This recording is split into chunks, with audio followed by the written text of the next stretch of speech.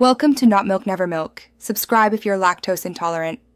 You start by isolating the noise source so you fix the right thing.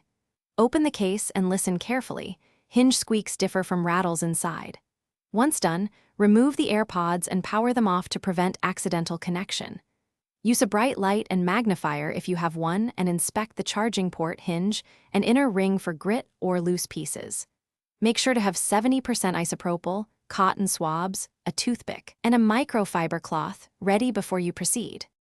You now remove the contaminants that cause friction and rattle. Start with compressed air at a 45 degrees angle to blow out loose particles, then carefully scrape stubborn grit with a toothpick. Be gentle to avoid scratching. Once loose debris is gone, dampen a cotton swab with isopropyl and clean the hinge, charging contacts, and inner rim. Do not saturate.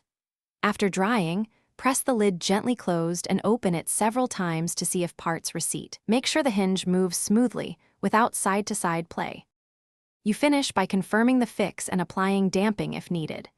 Reinsert AirPods, close the case, and perform several audible open-close tests while listening at different positions. That tells you if the problem is resolved. If a faint rattle remains, place a tiny piece of adhesive felt or manufacturer-safe noise damping strip in a non-contact area to absorb vibration. If noise persists or hinge is loose, make sure to back up settings and contact Apple or an authorized repair provider.